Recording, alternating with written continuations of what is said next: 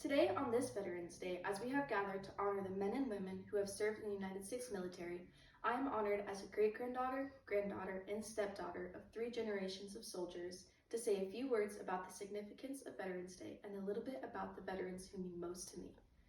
Veterans Day was originally known as Armistice Day, marking a temporary halt in the fighting during World War I between the Allied forces and Germany, which occurred at 11 a.m. on November 11, 1918.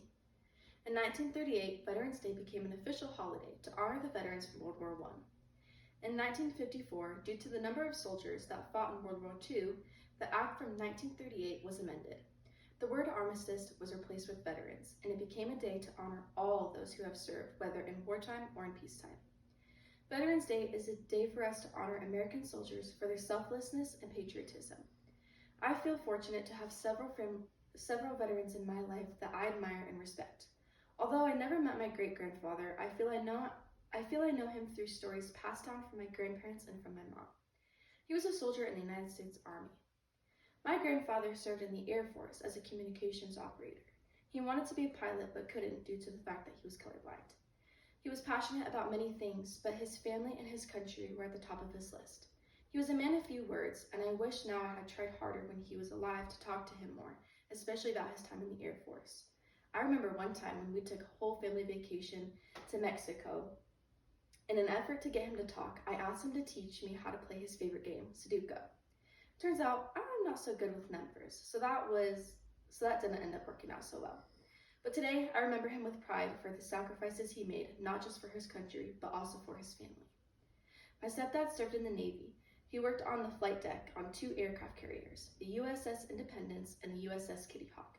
I love to hear him talk about his stories from time in service and his stories about those he served with, many of whom he still has contact with today, since he served in 1991. He took us camping a lot, and when we were little, he had a sleeping bag that was marked with his friend's name, Gibbs. When I asked him about it, he said him and his buddy, Gibbs, accidentally switched sleeping bags, so he had Gibbs and Gibbs had his. Every time we used that sleeping bag camping, we would undoubtedly get to hear a story about his time in service, which often included Gibbs. After the Navy, my stepdad went to college and now works for FEMA, continuing to give himself selflessly to fellow Americans in times of crisis. What do these men have in common with every other military service member? Their willingness to make personal sacrifices to protect the freedoms of those they have never met.